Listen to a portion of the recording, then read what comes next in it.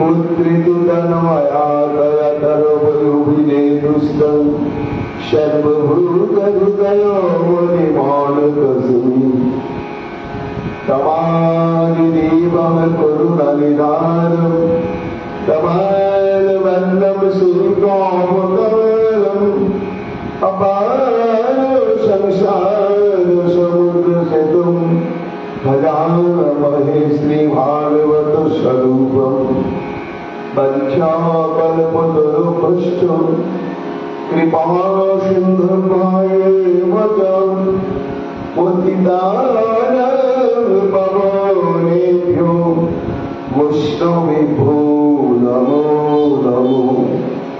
जय रूप सनातन भट्ट रघुनाथ श्री भगवान भट्टदास रघुनाथ भक्ति भरे बंदी कुशालेर चरण हईते विघ्न नाश अभीष्ट पूरण। जय गौर भक्तवृंद गौर जगन प्राण सबे मिले देह मोरे निताय गौर भक्तिदान निताय गौर हरि बोल निताय गौर हरि बोल निताय गौर हरि बोल। जय जय निताय गौर हरि बोल।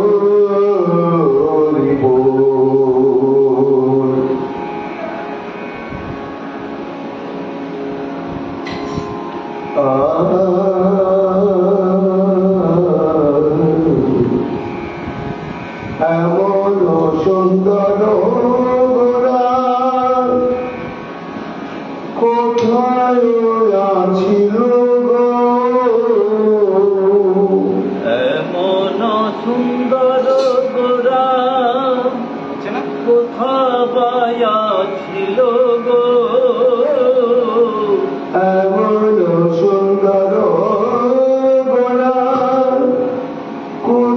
কোথায় আছিল গো, এমন সুন্দর গোরা কোথায় আছিল গো,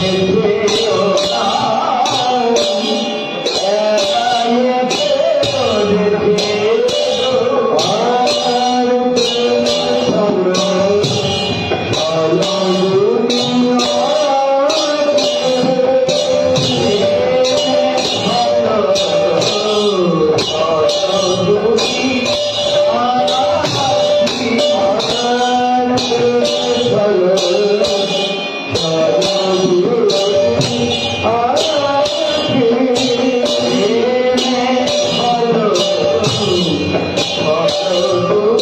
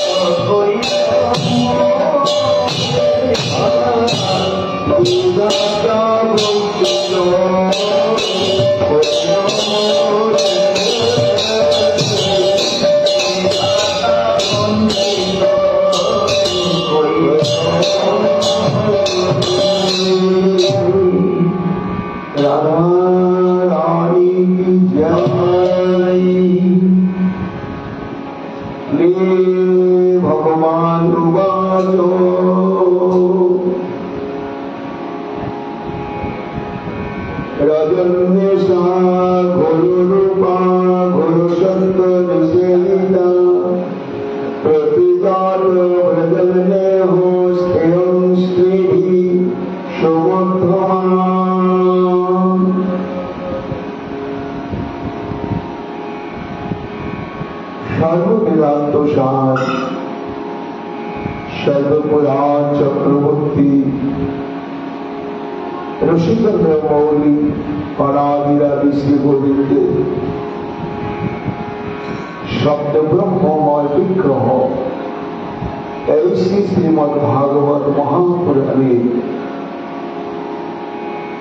দশম স্কন্ধে 29তম অধ্যায় 59টি সংখ্যক শ্লোক মন্ত্রে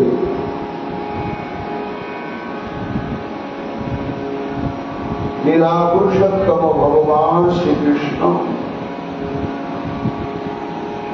তাঁর বংশীধ্বনি শ্রবণে আকৃষ্ট হয়ে সর্বধর্ম উল্লঙ্ঘন করে বংশীবটের তলে সমাগত হয়েছেন শত কোটি গোপিকাবৃন্দ।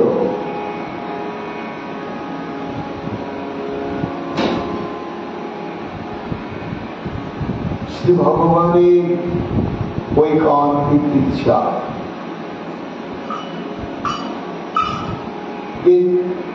এই সমাগত গোপিকাগণকে নানা প্রকার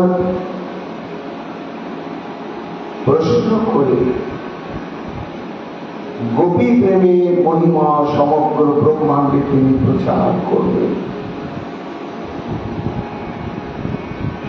তাই এমন ভাবে বাকবিলাস প্রয়োগ করছেন যেন তাদেরকে তিনি চেনেনই না।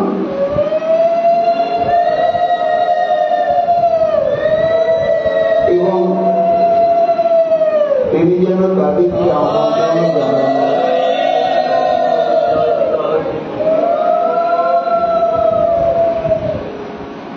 এমন এমন ভাব প্রকাশ করে এইবার একের পর এক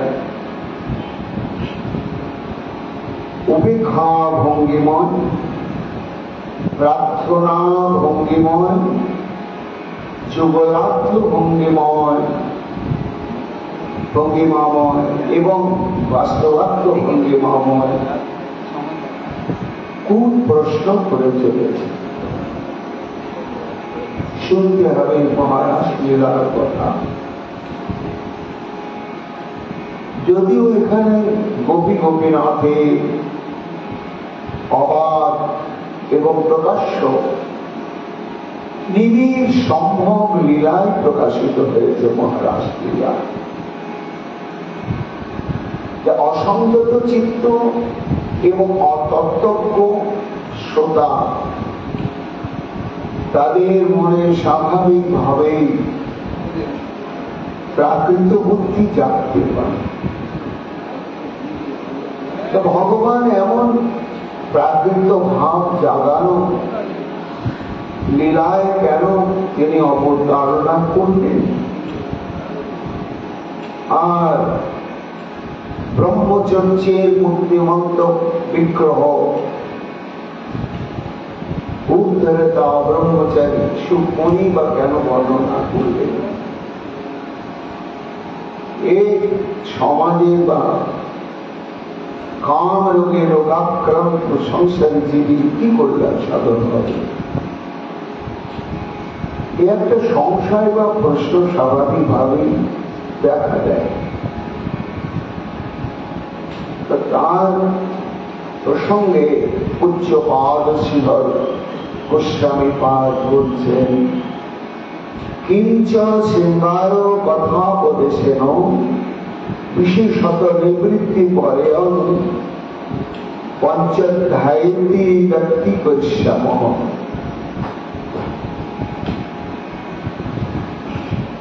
অর্থাৎ শ্রীমদ ভাগবতে মৃত্যু পথযাত্রী ব্রহ্ম শাপগ্রস্ত মহারাজ পরীক্ষিতকে উদ্দেশ্য করে উদ্ধরতা ব্রহ্মচারী সুখমণি এই রাসলীলা বর্ণনা করলেন। এটি আপাতত শৃঙ্গার কথাই বটে, কিন্তু কেন করলেন না এটি তিনি আগে ব্যক্ত করলেন না।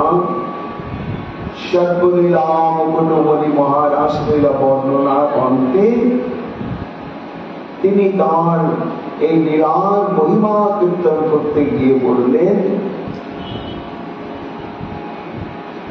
যে ব্রজবধূর সঙ্গে কৃষ্ণের আষাঢ় বিলাস যেই জন শোনে করে করিয়া বিশ্বাস হৃদ রোগ কাম তার তৎকালে হয় ক্ষয় 3 গুণ খুব নহে মহাদীর হয়।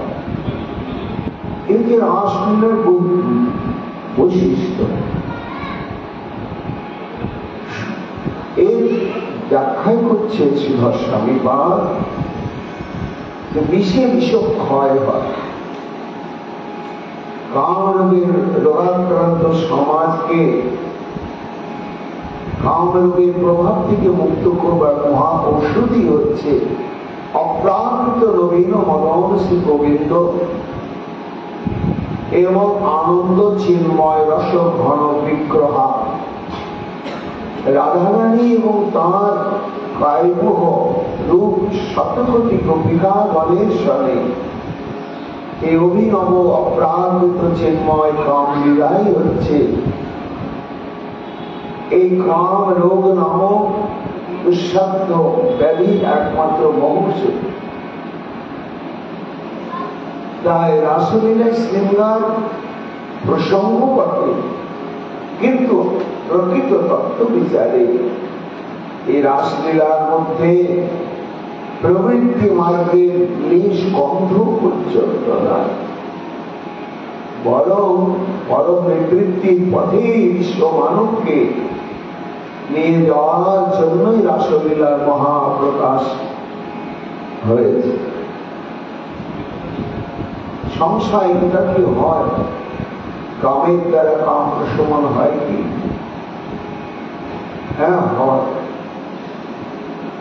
কেন হয় না? একটা দৃষ্টান্ত রয়েছে পদাবলী সাহিত্য। রাধারানীর কলঙ্ক ভঞ্জন করতে গিয়ে নিরাপুরুষোত্তম আমার ভক্তের বেশ ধারণ করলেন। ওদের তিনি চিন্তা করলেন যে দেখি আগে রাধারানীর কাছে যাই, যদি তারা চিনতে না পারে তবেই আমি নন্দালয়ে যাব। তাপত্রী বেশি উপস্থিত হয়েছে, সখিয়া বদ্ধকে ধরে নিয়ে এসেছে রাধারানীর কাছে। কেন? মূর্ছিত শ্রীকৃষ্ণের বিরহে ব্যাধিতে আক্রান্ত হয়েছে রাধারানী। সেই ব্যাধি যদি উপশম হয়, তাই বহু কষ্টে রাধারানীকে একটু চেতন করে বলছে, রাধে ওঠো ওঠো, এক নবীন মধ্য এসেছে, তার কাছে তোমার রোগের কথা খুলে বলো। তিনি বয়সে নবীন হলেও অভিজ্ঞতায় মহাপ্রবীণ। রাধারানী থেকে বলছে, সখী মধ্য ভালো, সবই ভালো, কিন্তু চেনা চেনা মনে হচ্ছে। তার লোকের মতো লোক থাকে। এইবার নিজের ব্যাধির কথা বলছেন যে মধ্য আমার ব্যাধি একটাই, আমি সব কালো দেখি, অন্য কোনো বর্ণই দেখতে পাই না। খাদ্যদ্রব্য কালো এবং দৃশ্যদ্রব্য কালো, বা শ্রবণযোগ্য বিষয় কালো, সব কালো কালো কালো কালো কালো দেখি। এই আমার ব্যাধি। তখন কৃষ্ণবদ্ধ বলছেন, ব্যাধিটা তো বড় কঠিন, তবে যখন সময় থাকতে প্রকাশ করে যখন আমাকে বললে, ধনী এই ব্যাধির ঔষধ আমি বলে দিচ্ছি। কি না, ভোজন করো কৃষ্ণ জিরে, তোমাকে কালো জিরে ভোজন করতে হবে, আর ভজন করো কৃষ্ণ জিরে, কৃষ্ণ বর্ণ উপাস্য দেবতাকে ভজন করতে হবে, আর কৃষ্ণার জলে করো স্নান, কৃষ্ণ পক্ষে করো দান। যমুনার জল কালো, সেই জলে নিত্য স্নান করবে আর কৃষ্ণপক্ষে দান করবে। আর কৃষ্ণ তৈল অঙ্গে মাখো ধরে, কালো তিল আছে, সে কালো তিলের তেল গায়ে মাখতে হবে। আর কৃষ্ণপক্ষে দান করতে হবে। রাধায় বলছেন, অমূর্ত, আমার ব্যায়ামটাই তো কালো দেখা, আর তুমি ওষুধ বলছো, ও তো সবই কালো। কৃষ্ণপক্ষে দান করতে হবে, কৃষ্ণার জলে স্নান করতে হবে, কালো জিরা ভোজন করতে হবে, কৃষ্ণ উপাস্য তত্ত্বকে উপাসনা করতে হবে, তারপরে কৃষ্ণ গর্ভের বস্ত্র পরিধান করতে হবে। সবই কালো কালো। তা আমার সন্দেহ হচ্ছে, এটাই আমার ব্যাধি, আর সেটা কি করে ওই ওষুধে সারবে? তখন মধ্যযুগে শ্রীকৃষ্ণ বলছেন, দেখো না গো, হয় ফল কানে প্রবেশিলে জল, জলে জল বাহিরায় ধরি। হয় কি না?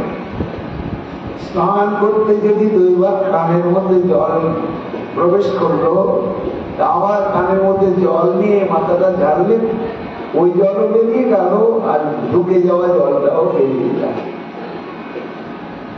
তাই দেখো না গো, হয় ফল কানে প্রবেশিলে জল, জলে জল বাহিরায় ধরি। আগুনে পুড়িলে গাত্র, আগুনের শেক মাত্র, নীলে জ্বালা নিবারে তখন। আগুনে যদি ফোসকা পড়ে যায়, তো সেখানে আগুনের শেক দিতে হয়। এটা প্রাচীন চিকিৎসার নিয়ম। তাহলে কি হয়, জ্বালাও প্রথমে সহ্য করা যায় না, কিন্তু খুব তাড়াতাড়ি জ্বালা প্রশমিত হয়ে যায় এবং বিশাল ক্ষতের সৃষ্টি হয়।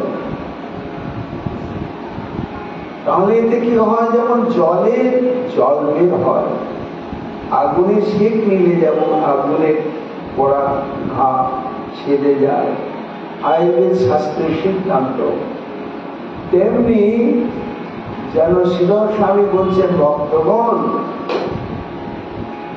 এই কাম রোগের নিদান জেনে ভগবান অপ্রাকৃত কাম লীলায় মহাপ্রকাশ করবে। যে লীলা নিরন্তর শ্রবণ করতে করতে করতে করতে নিজ রোগ কাম তার তৎকালে হয় ক্ষয়, 3 গুণ খুব নহে ভারীর হয়। এই জন্যই আমাদের বারবার রাস লীলা শ্রবণ করতেই হবে। কালকে প্রশ্ন করেছেন যে তোমরা মহাভাগ্যবতী, এইভাবে তো তোমাদের আসা উচিত হয়নি, তবু তোমরা যে এসেছো কেন, দ্রুত আগমন কারণ। আজকে আবার আসা যে উচিত হয়নি কেন, সে বিষয়ে আরো কিছু বলছেন আমার গোবিন্দ। উপেক্ষা ভঙ্গিমায় রজন্মেষা ঘোর রূপা, হায় হায়, তোমরা ভেবে দেখেছ এই রাত্রিটা হচ্ছে ঘোর রূপা। ঘোর রূপা মানে হচ্ছে ভয়ঙ্কর রূপা। কেন ভয়ঙ্কর রূপা? মানে রাত্রিকাল মানেই সেদিন জ্যোৎস্নাবতী হোক আর অমাবস্যার অন্ধকারাচ্ছন্ন রাত্রি হোক, রাত্রিকাল মানেই হচ্ছে একটা ভীতিজনক পরিবেশ। কেন না, রাত্রিকালে যত অশুভ শক্তি মাথা চালা দেয়, যত ভূত প্রেত পিশাচ দৈত্য দানব দস্যু তস্কর সমাজের অনিষ্ট সাধন করবার জন্য তারা রাত্রির সুযোগ নেয়। এবার সেটা অন্ধকার হোক আর জ্যোৎস্নাবতী হোক, এই জন্য রজন্মেষা ঘোর রূপা, এই ভয়ঙ্কর রাত্রি, এর মধ্যে তোমরা কি করে এসেছ? রজনীশা গোলরূপকুল মধুনা বহির্মনাৎ আগমনোচিতম। আবার ঘোর সপ্তনিষেধিকা, এখানে ঘোর মানে ভয়ানক, আর পরবর্তী ঘোর শব্দের অনুবাদ হচ্ছে হিংস্র। তা এই রাত্রি, গভীর রাত্রিতে যত যত বনের হিংস্র প্রাণীগণ, সিংহ, ব্যাঘ্র, ভল্লুক এবং এই জাতীয় আড়াল যত যত হিংস্র প্রাণী রয়েছে, তারা রাত্রিকালে সক্রিয়, ক্ষুধার্ত, এই জন্য তারা অবাধে যত্র তত্র বিচরণ করছে। আর সুযোগ পেলেই সাধু অসাধু নারী পুরুষ কেই হোক, তার নাগালে পেলেই তাকে ধরবে। এই জন্য কোন বধূনন বহির বনদ আগমন রচিত। বিশেষত তোমরা সুন্দরী এবং স্বল্প সুলক্ষণ যুক্তা, অতি কমনীয় স্বর্ণলতা নয় তোমরা কোমলা, তোমাদের এইভাবে আসা উচিত নয়। শুনছে গোপীরা, ভাবছে ভালোই তো ভাই, এখন উপদেশ দিচ্ছে, শোনো হে পূর্বী নাম আগমনম ন দোষভা, আমাদের যে দোষ দিচ্ছ, আবার একা একা আসি। তাই যদি শত শত জন একসঙ্গে কোথাও বের হয়, তাহলে সেখানে ভয়ের কারণও থাকে না, আর সেটা দোষযুক্ত হয় না। এই জন্য কেন তুমি আমাদের এই আগমন দোষযুক্ত এটা বলছো? আমার তো একা একা আসেনি, শত কোটি গোপিকাগণ এসেছি, দেখো তাকে দেখো, বলে দেখো। যদি দোষাভাব তৈরি ব্রজেপি রজনী নাস্তি, গোপিকাগণ কৃষ্ণের দিকে কটাক্ষ ভঙ্গি নিক্ষেপ করে বলছেন, ওরে চতুর শোনো, আমরা যদি ঘরেও থাকতাম, তাহলে এই রাত্রির যে ভয়ঙ্কর পরিবেশের কথা বলছো, তাহলে সেই ভয়ঙ্কর অবস্থাটা তো ঘরেও আমাদের ভোগ হতো। কেন ঘোর রাত্রি বনেও যা, গৃহেও যা। কাজে যদি ব্রজেও দিকে বসে রজনী নাস্তি, আমার বেলা যদি গৃহে থাকতাম গভীর রজনী, তাতে কি আসি যায়? তখন শ্রীকৃষ্ণ বলছেন, দেখো তোমরা যদি ঘরে থাকতে, তখন এই যে রজনীশা গরুরূপা গরু সত্তরী সেবিকা, এটা ঘোর রাত্রি হলেও ঘরে তো তোমরা সুসংরক্ষিত, ফাঁকা জায়গায় তো থাকো না, একেবারে দরজা জানালা বন্ধ করে ঘরে। তারপরে সেখানে তোমাদের অনেক হিতাকাঙ্ক্ষী জন, স্বামী, পিতা, ভ্রাতা বা আরো আত্মীয় স্বজন কর্তৃক পরিবেষ্টিত। কাজে রাত্রে যতই ভয়ঙ্কর হোক না কেন, এই গভীর অরণ্যে এসেছ, এটা যতটা বিপদের কারণ, ঘরে কিন্তু গভীর রাত্রে এই বিপদের কারণ নয়। বুঝলে? তোমরা যে কথাটা বললে, এটাই আমি তার উত্তর। এই জন্য শোনো, ইহ ঘোরে প্রাণীবীর বিতরাং সেবিতা ব্যক্তা যাত ব্রজন প্রতি জাত নিমিত্ত গচ্ছত নাত্র বিলম্বযুক্ত। এক হচ্ছে ভয়ঙ্কর রাত্রি, গভীর, আর তাতে অরণ্য, তাতে আবার হিংস্র প্রাণীগণে অবাধে চলাফেরা, তারা ক্ষুধার্ত। সেই জন্য এত বিপদের ঝুঁকি নিয়ে এখানে না থেকে নাত্র বিলম্বযুক্ত, আর বিলম্ব না করে তোমরা ফিরেই যাও গোপীগণ। তখন গোপীগণ বলছেন, খুব তো জ্ঞান দিচ্ছ ফিরে যাওয়ার জন্য, নাহলে তৈরি কথামাত্র আমার কাছ থেকে আসবে। তুমি তো বাড়িতে নেই, তুমি তো এই বনেই এসেছ। তুমি এই বনে এসেছ, তা তোমার ক্ষেত্রে এই রজত নেশা ঘোর রূপা নয়, আর ঘোর সত্য নিশ্চিন্তা নয়। এই বন যদি আর এই সময়টা যদি ভয়ঙ্কর হয়ে থাকে, তাহলে আমাদের জন্য যেমন তোমার জন্য তেমনি। তা তুমি আমাদেরকে চলে যেতে বলছো, চলে যেতে বলছো, তুমি তো দিব্যি আছো। তাহলে এই উপদেশটা তোমার ক্ষেত্রে কেন কার্যকরী হচ্ছে না, হবে না বলতো? গোপীগণ বলছে, গোবিন্দ দেখছেন মুশকিল, একবার কথা দৃষ্টি তারা কথা বলে ফেলেছে। সত্যি তো এদেরকে যেতে বলছি, কিন্তু আমি তো আছি, আর বলো রজত নেশা ঘোর রূপা, এটা তো ঠিক। তখন শ্রীকৃষ্ণ বলছেন, দেখো এই গভীর রজনীতে এবং হিংস্র জন্তু সমাকুল অরণ্যে আমার থাকা তোমাদের থাকাকে এক ভাবিও না গোপীগণ। কেন স্ত্রীরীতি নত স্ত্রী এই পুরুষ অল্পসৎ দায়িত্ব পাবে।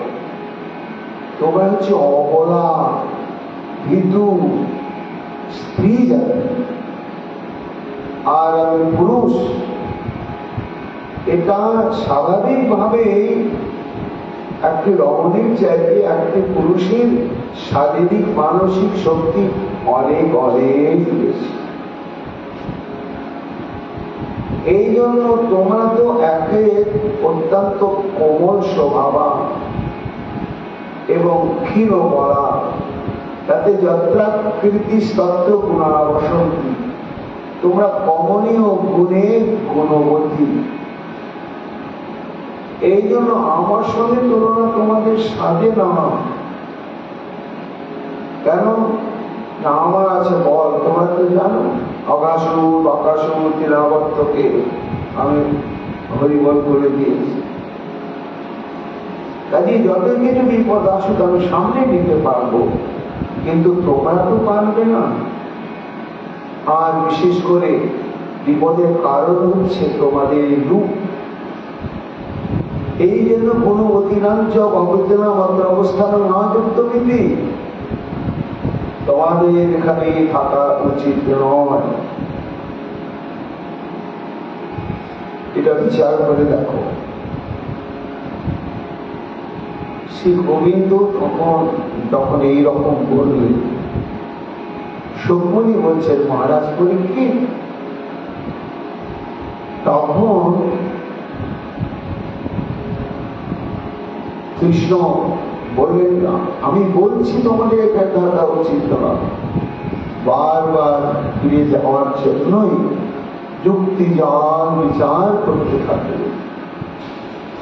শিশু তখন গোপীগণ হিসাব মিলাতে বিহার পাচ্ছেন না। হন্ত হন্ত কুল ধর্ম ধ্বংসয়িত্বা প্রতিদিনম অস্মাম উপভোক্ত নব অয়মন্ত বেনু নাদে আকর্ষণীয় কারণ পৃচ্ছতি।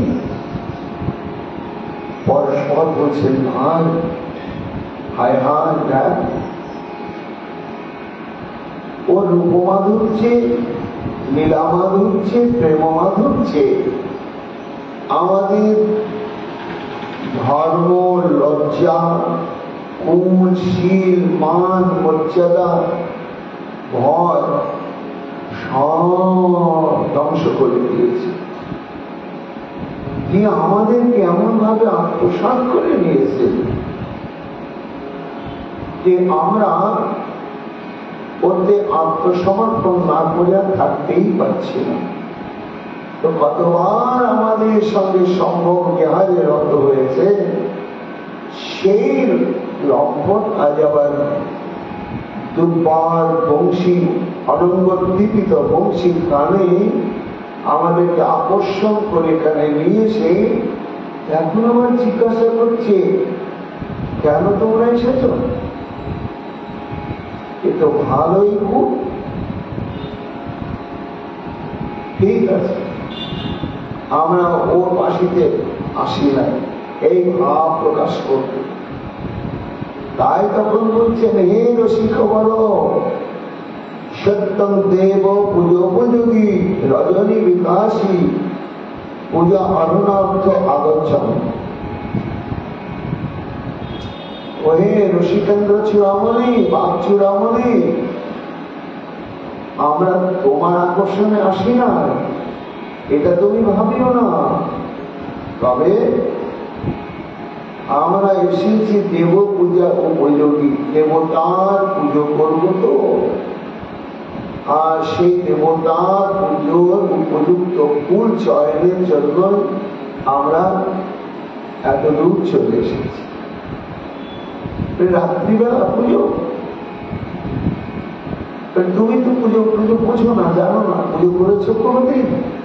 শোনো, এমন এমন দেবদেবী আছে, কারো পুজো দুপুরি করতে হয়, কারো পুজো সকালে করতে হয়, আবার কারো পুজো রাত্রিবেলা করতে হয়। যেমন লক্ষ্মী পুজো রাত্রিবেলা হয়, দিনের বেলা লক্ষ্মী পুজো হবে না। তা আমরা যে দেবতার আরাধনা করবো তো, ওটি রাত্রিকালীন আরাধ্য দেবতা। এবার রাত্রিকালীন আরাধ্য দেবতার যে আরাধনা করব, তাহলে দিনের ফুল তো রাত্রে পাওয়া যাবে না। এই জন্য ভগবান রাত্রিকালীন ফুল সৃষ্টি করেছে। যেমন দিনের ফুল ফোটে, আবার সন্ধ্যার পরে রাত্রিকালীন ফুলগুলো প্রস্ফুটিত হয়। এই জন্য আমরা রাত্রিকালীন আরাধ্য দেবতার আরাধনা করব বলে এই রাত্রিকালীন প্রস্ফুটিত কুসুম চয়নের জন্যই আমরা এসেছি, বুঝলে? আমরা তোমার জন্য আসি। তখন গোবিন্দ বলছেন, অযুক্ত বিদম কাল দেশ পাতাল চিত্ত ঈশা চন্দ্রিকা বহুধাপি ঘোর রূপরাত্রিকা নিবৃত্তি বল্লী মূল পল্লব আদিষু সূক্ষ্ম সর্প বৃষ্টিকাত্তা এটা দুর্লক্ষতা পুষ্প আরণ্য কাল কর্মরচিত। শোনো, তোমরা ফিরে যাও, দেরি করো না। কেন? তোমরা যে ফুল তুলতে এসেছ, বাড়ির আশেপাশে নিজেদের সৃষ্ট উদ্যানের ফুলটা চয়ন করতে করছিল না, এত দূর চলে এসেছ বৃন্দাবনে, যমুনা পুলিনে গভীর রাত্রিতে। এটা জানো না যে এসা চন্দ্রিকা বহুলাপী, যদিও এটা ফুটফুটে পূর্ণ চন্দ্র সমদিত হয়েছে শারদ পূর্ণিমার রজনী, সব দেখা যাচ্ছে দিনের মতো, তবু শোনো, এই কতগুলো কি পতঙ্গ, তারপরে সাতপাদি, নিশাচর পক্ষী, জন্তু আছে, ওরা কি জ্যোৎস্নারা আর কি অন্ধকাররা, ওরা রাত্রি সক্রিয় হয়ে ওঠে। জানো, এই যে রাত্রিকালে ফুল তুলতে গিয়ে ফুলের গাছে হাত দেবে, তোমরা জানো না গোপীগণ, যে ওই ফুলের স্তবকের কাছে কাছে এক ধরনের সাপ থাকে, লাউডোকা, গাছের মতোই রং, গাছের লতার মতোই দেখতে। তারপরে এক ধরনের কীট থাকে, বিশ্রী থাকে। এরা জানে যে রাত্রিকালীন কোন যারা ফুল মধু পান করবে তখন তাদেরকে আহার করবে। তোমরা তো তাদের তত্ত্ব জানো না। তারপরে বললি বলল পল্লবাদিসু, লতার মূলে তো এই ধরনের সমস্ত দুষ্ট কীট আদি আছে, আবার পল্লবাদিতেও আছে, আবার লতাতেও আছে, এবং সেগুলো সহসা চোখে পড়বে না। এমন লতার বর্ণ বিশিষ্ট, যেটা লতা কি সর্প চিনতেই পারবে না তোমরা। সেই জন্য বলছি, এত দূর পুষ্প চয়ন করবার জন্য এসেছ, কিন্তু এই তো বিপদের ঝুঁকি। এই জন্য এই ভয়ঙ্কর কালে তোমাদের পুষ্পচয়নে উপযুক্ত পরিবেশ নয়, অতএব তোমাদের ফিরে যাওয়া উচিত। তাতে আবার ঘোর সত্তা ব্যাঘ্রাদস্তর হিসেবে ইতি তস্মাৎ ব্রজন প্রতিজাত। তারপরে তো বললাম হিংস্র ব্যাঘ্র, সিংহ, ভল্লুক ইত্যাদি ইত্যাদি সমস্ত জন্তুগণ বিচরণ করছে। গোপীগণ বলছেন, ওই বাপ চূড়ামণি, এমন এমন করে তুমি যুক্তিজাল বিচার করছো, ঠিক আছে, তোমার কথা আমরা অবহেলা করছি না। আরে এত এত যদি কুসুম চয়নের ক্ষেত্রে বিপদের কারণই থেকে থাকে, তাহলে আমরা না হয় আর কুসুম চয়ন করতে যাব না। কিন্তু এত দূর যে চলে এসেছি তো আমরা বড় ক্লান্তা হয়ে পড়েছি, তাই ফিরে যাবই। ঘনম বিশ্রম্য যার সমস্ত, বুঝলে? আমরা থাকবো না তোমার কাছে, কিছুক্ষণ আমরা এখানে বিশ্রাম করব, করে তারপরে আমরা ফিরে যাচ্ছি। গোবিন্দ বলছে, ও হু হু হু, তোমারটা তো একেবারে আলাপ হলা অশাস্ত্রজ্ঞ গোয়ালিনীর দল। স্থান, কাল, পাত্র, পরিবেশের গুরুত্ব তোমরা বোঝো না। এই যে থাকবে, এটা উচিত নয়। কেন? নেহুস্ত্রীমিস্ত্রীতি, এখানে রমণীদের থাকার পুরোপুর পরিবেশ নয়। এই বিপদসংকুল স্থানে কেন বিশ্রামের স্বপ্ন দেখছো তোমরা? দেশ কাল সম্বন্ধে নজস্বর লক্ষণানি পাত্রানুপাত্র নথিতি, তোমাদের ক্ষেত্রেও এটা বিপদের কারণ। এখানে যদি তোমরা বিশ্রাম করো আর মনে কিছু করো না, আমার জন্য বিপদের কারণ।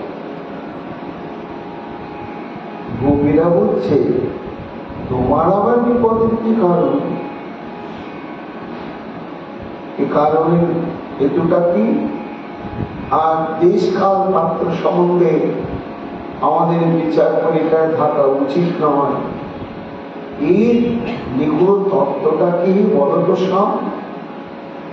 শ্রী গোবিন্দ তখন বলছেন, এই সমর্থমা জীবন সৌন্দর্য দেবতায় স্থল, আর অহং চ সুন্দর যোগীবাত্রাস্ম। বিপদের কারণ কি? এটা নির্জন স্থান, তৃতীয় পক্ষ কেউ না। তাতে তোমরা প্রস্ফুটিত যৌবন সম্পন্না পরমা সুন্দরী সম্ভোগযোগ্যা রমণীত, আর আমিও হলাম পরম সুন্দর যুবক। এই জন্য এই নির্জন স্থানে এই তোমাদের মতো পরমা সুন্দরী যুবতী, আমার মতন পরম সুন্দর যুবকের নিবেদিত স্থানে একত্রিত থাকা উচিত নয়। কেন? যুদ্ধবীর্যং পরমসদ্দৈব হঞ্চ কৃষ্ণ ব্রহ্মচারী। গোপিকাগণ বলছেন, বাহ, তুমি কি ভাবছো হে? আমরা কি দেহ প্রসারে নিয়ে থাকি? না না না, তা ভাবিনি। শোনো, আমি বলছি, যুদ্ধবীর্যং পরমসাধ্য, যদিও তোমরা, আমি জানি যে তোমরা পরম সাধ্বী। কেন? কালকেই বলেছি যে তোমাদের সতীর্থ গুণ দেবী অনুভূতি পর্যন্ত পাবার জন্য ভজন করছে।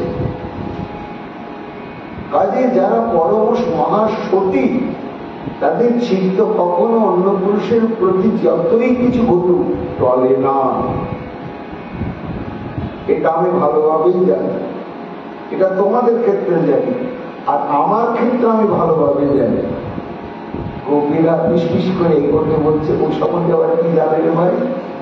শ্রী লম্পট গোবিন্দকে বলছে, কি জানো তোমার সম্পর্কে তুমি? অহং চ কৃষ্ণ ব্রহ্মচারী গোপালতা পরিশ্রুতি প্রমাণ দেন আমি বলছি না, গোপাল কাব্যনির শ্রুতিতে শাস্ত্রে বলা হচ্ছে কৃষ্ণ ব্রহ্মচারী। তাহলে দেখো, আমি যে ব্রহ্মচারী শাস্ত্র ঘোষণা করেছে, তা যে অস্খলিত বীর্য ব্রহ্মচারী তার একটা মর্যাদা আলাদা রয়েছে। সে কখনো নিজের আদর্শ থেকে টলবে না। তোমরা যেমন নিজের সতীত্ব থেকে টলবে না, আমিও তেমনি আমার ব্রহ্মচর্য ব্রত থেকে আমি টলব না।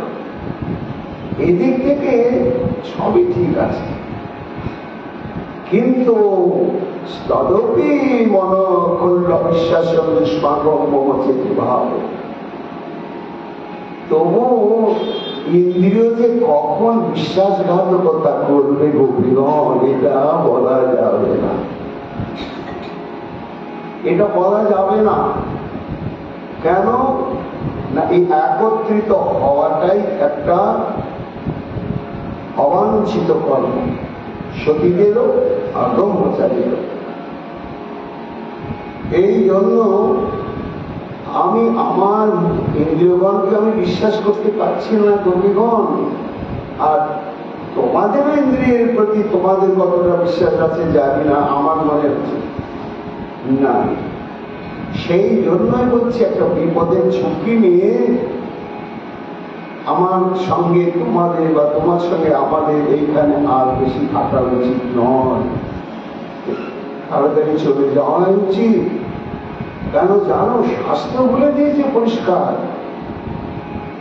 কি বলেছে? যে যজাতি বলছেন দেবযানীকে যে কান এমন স্পর্শকাতর একটি রোগ, মাত্রা শস্ত্রা দরিদ্রা বা নাবিবিদ্যা সনভবে বলবান ইন্দ্রিয়গ্রাম বিদ্যান সমবিকর্ষ। অর্থাৎ নিজের মা, নিজের ভগ্নী এবং নিজের কন্যা, অপরের নয়, পরের তো কোনো কথাই নাই, নিজের মা, নিজের ভগ্নী আর নিজের কন্যা, এদের সঙ্গে নির্জনে, তৃতীয় পক্ষ কেউ নাই, এরকম নির্জন স্থানে সে দিনই হোক আর রাতি হোক, একা সঙ্গে বসবে না। কেন, কি হবে তাতে? বলবান ইন্দ্রিয়গ্রাম বিদ্যান সমবিকর্ষতি। যতই সতী আর যত ব্রহ্মচারী হোক, ইন্দ্রিয় ইন্দ্রিয়, সে কখন যে বিশ্বাসঘাতকতা করবে এর কোনো নিশ্চয়তা নেই, নিশ্চয়তা নেই। দেখো গোপীগণ, এটা শাস্ত্র বলেছে। এই জন্য যে তোমরা বলছো ঠিক আছে চলেই যাব, কিছুক্ষণ এখানে থেকে বিশ্রাম করার পরে যাব, এই কিছুক্ষণ এখানে থেকে বিশ্রাম করাটাও বিপদের কারণ। এই জন্য বলছি তোমরা ভালোভাবে ফিরেই যাও। সুখমণি বলছেন, মহারাজ বারবার ফিরে যাও, ফিরে যাও, ফিরে যাও। এই উপেক্ষা ভঙ্গিময় বচন শুনতে শুনতে কোন কোন কবি অঝরে কান্তি শুরু করে। তখন শ্রী গোবিন্দ আমার ওই একই বক্তব্যকে তার অর্থকে পাল্টে দিয়ে আবার বলছে, না ভেবো না, আমি যেটা বললাম তোমরা বোঝনি, তাই আমার সম্বন্ধে এরকম ধারণা করছো। আমি বলছি শোনো, তোমরা ঠিক করেছ, এও না, এইখানেই থাকো। রজন নেশা ঘোর রূপা, মানে রজনী এসা ঘোর রূপা, এসা ঘোর রূপা সন্ধি করলে এসা অঘোর রূপা। কাজে তোমরা কি এসেছো আজ, এই রাত্রে আর আসবে না জীবনে। বহু ভাগ্যে এই শরৎকালীন পূর্ণচন্দ্র, শরৎ ঋতু, তাতে পূর্ণিমা তিথি, তাতে যমুনা পুলিন, এই মণিকাঞ্চন সুকৃতি বা সৌভাগ্যের চোখ আর জীবনে আসবে না। এই জন্য এই রাত্রিটা অঘোর রূপা, অর্থাৎ ভীতিজনক নয়, বিপজ্জনক নয়। দেখছো একটা সূর্য যদি পড়ে, জ্যোৎস্নার আলো এমন উজ্জ্বল, সুস্থাত দিব্যি দেখা যাচ্ছে। কাজে এই রাত্রিটি ভয়ঙ্কর নয়, সুখদ আনন্দময়। আর অঘোর সপ্তনিষেধিকা,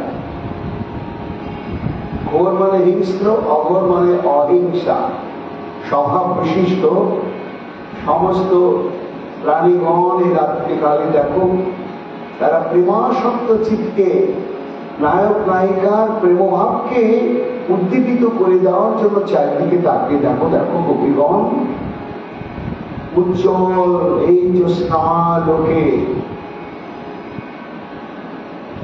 সমস্ত অহিংস প্রাণীগণ কেমন ভাবে দাম্পত্য বিলাস উন্মাদনায় মিলছে। দেখো দেখো, ওই দেখো হরিণীগুলো হরিণীর সঙ্গে কেমন আলিঙ্গন চুম্বনে আসক্ত হয়ে পড়েছে। ওই দেখো বৃক্ষ ডালে ডালে কোকিল কোকিলা, ময়ূর ময়ূরী, হংস হংসী, কপট কপতি, সুখ সারি পরস্পর মহামিলন আনন্দে তারা প্রমত্ত হয়ে উঠেছে। এই জন্য গোপীগণ ঠিক এসেছ, ভালো করেছ তোমরা, তোমাদের আর ফিরে যাওয়ার প্রয়োজন নাই। শোকমণিকে প্রশ্ন করছেন মহারাজ পরীক্ষিত গুরুদেব, তাহলে কি বৃন্দাবনে হিংস্র জন্তু নেই? শোকমণি বলছেন মহারাজ হিংস্র জন্তু আছে, কিন্তু হিংস্র স্বভাব নেই। এটা বৃন্দাবনের মহিমা। কি মহিমা? শ্রীমদ ভাগবতে বর্ণিত রয়েছে। ব্রহ্মমোহন লীলাতে যখন বৃন্দাবনের স্বরূপটি শ্রীকৃষ্ণ ব্রহ্মাকে কৃপা করে দর্শন করাচ্ছেন, তখন ব্রহ্মা বৃন্দাবনের নৈসর্গিক পরিবেশটি দেখে কি অনুভব করলেন? না বৃন্দাবন স্বভাবে না হিংস্রাত তত্ত্ব একরাতে অভিলোকিবা নিষেধিতেতি তেনাত্রচ ভেদ প্রভৃতি ভাব। এই বৃন্দাবনের জন্তুগণের স্বভাব এরকমই যে সেখানে ব্যাঘ্র আছে, কিন্তু হরিণ দেখলেন ঝাঁপিয়ে পড়ে গ্রাস করে না। হরিণ বা হরিণের সঙ্গে প্রেমই করে, সেখানে তাদের কোন হিংস্র স্বভাবই নাই। যন্ত্র নৈশিক দুর্ময়ীরা সহাসন বিরাদয় বিজ্ঞানে বাধিত বাসর দ্রুতরূপ দর্শনাদিকম। অর্থাৎ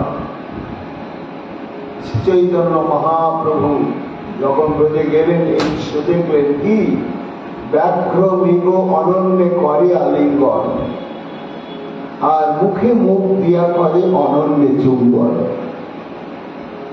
এটা হচ্ছে বৃন্দাবনের মহিমা।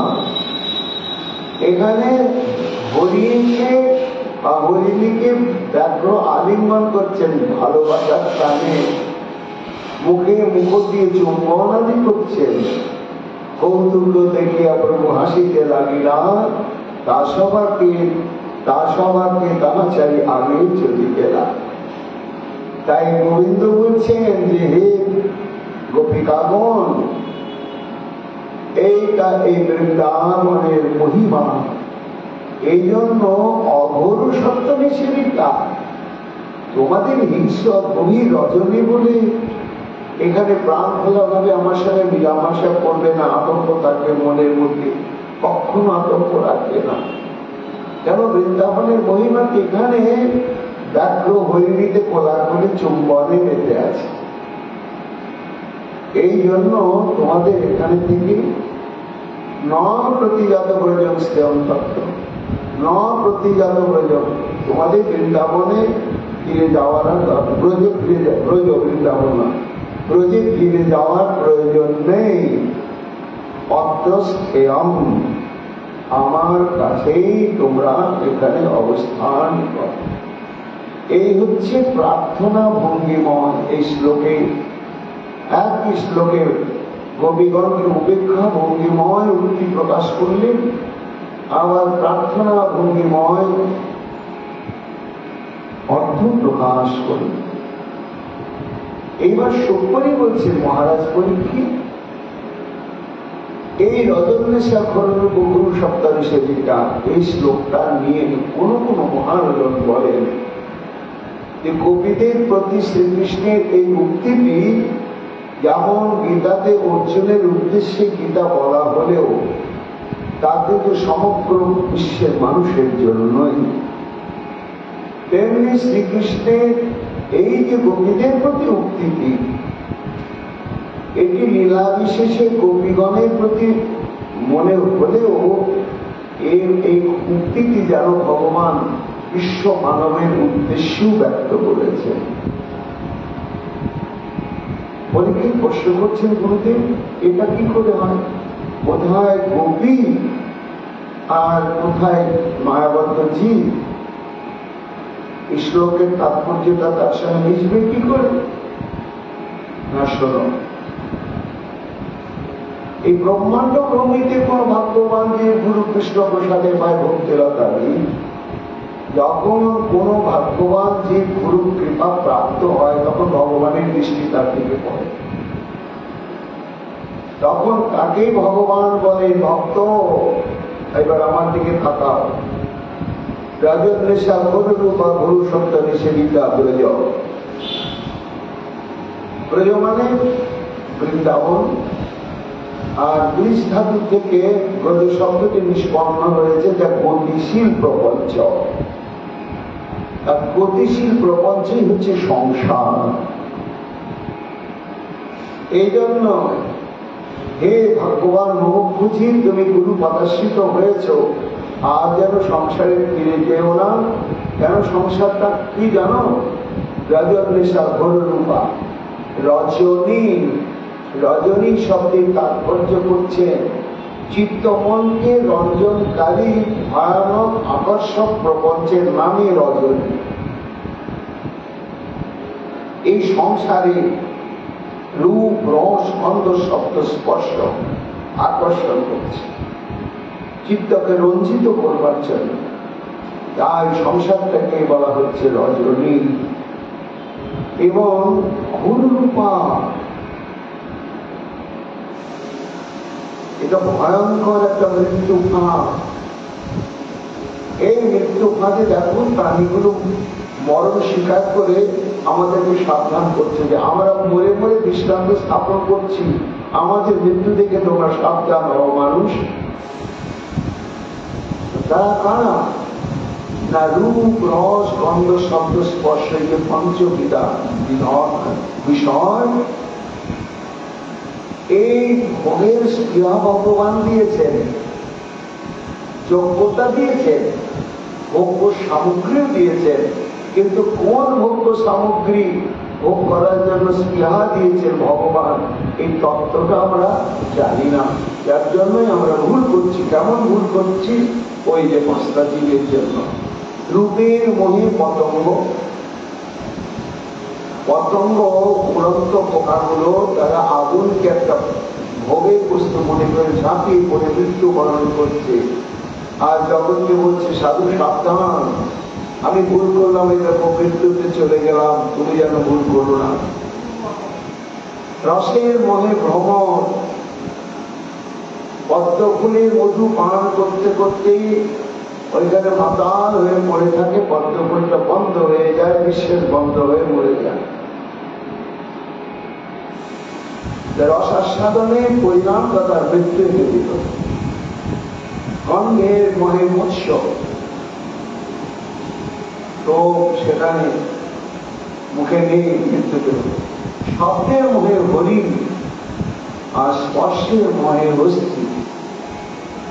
তাই যেন গোবিন্দ বলছেন, এই গুরু কৃপা প্রাপ্ত ভগবান জীব আর সংসারে যেও না, এই মৃত্যু ভাব রজব নেশা চিত্ত রঞ্জনকারী এই প্রকৃতিটাই ভয়ঙ্কর পুরুষত্ব। আর পুরুষত্ব নিষেধিতা মানে এখানে হিংস্র জন্তু সমাকুলে সংসার। হিংস্র জন্তু কারা না, দুই প্রকার। এক হিংস্র হচ্ছে কাম, ক্রোধ, লোভ, মোহ, মদ, মাৎসর্য। এই সংসার অবস্থান করছে। আর আছে স্বার্থান্বেষী আত্মীয় স্বজন। আমার টাকা পয়সা, আমার মান সম্মান, আমার প্রতিপত্তিকে হরণ করবার জন্য, লুণ্ঠন করবার জন্য, পদদলিত করবার জন্য তারা সব সময় সক্রিয়। এই জন্য এই ব্রজ বা এই রজনী প্রপঞ্চটা হচ্ছে গুরু সত্য নিষেধিতা, ভয়ঙ্কর। এই জন্য নবপ্রতিজাত প্রয়োজন। একবার গুরু কৃপা যখন প্রাপ্ত হয়েছ, আর এই পঞ্চভৌতিক সংসারে আর তুমি ফিরে যেও না। তখন পরীক্ষিত বলছেন, বুঝলি এটা জীবের পক্ষে হলো, কিন্তু একটা সম্বোধন পদ আছে, সমর্থমান। এটা কবিদের ক্ষেত্রে তো প্রয়োগ হয়েছে, জীবের ক্ষেত্রে কি করে হয়?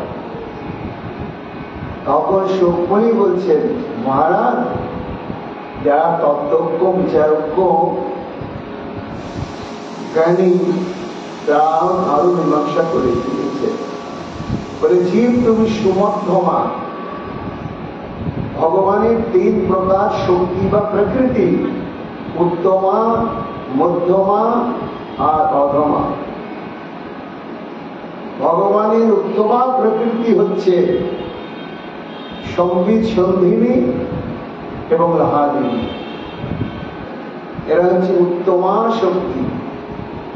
আর মধ্যমা তপস্যা জীব, এরা মাঝখানে আছে।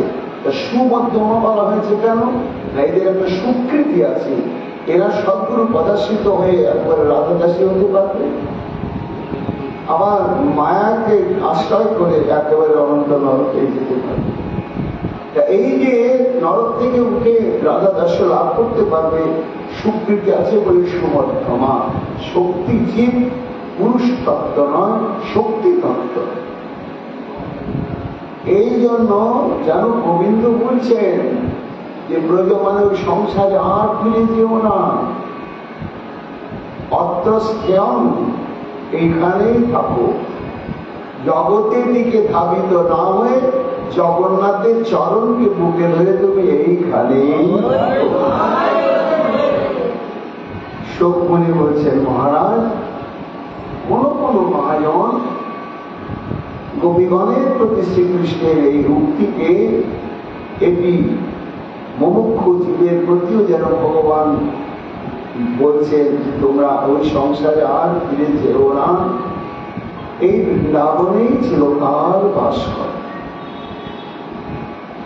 এইবার গোপিকাগণ কৃষ্ণের প্রার্থনা ভঙ্গিমাময় বাকচাতুর্যের তাৎপর্যকে হৃদয়ঙ্গম করতে পারলেন। কৃষ্ণ যে উপেক্ষায় করে চলেছেন এটাই তারা মনের মধ্যে ধরে নিয়ে কি কর্তব্য বিমূঢ় হয়ে দাঁড়িয়ে থাকে। এবার শ্রীকৃষ্ণ পরবর্তীতে আবার তাদেরকে কি কথা বললেন মহাপ্রভুর কৃপায় আগামীকাল আমরা তার শ্রবণ কীর্তন করব। এখন তার মতো ভাগবতী কথা এখানেই বিশ্রাম লাভ করছে। সীতায় গৌর।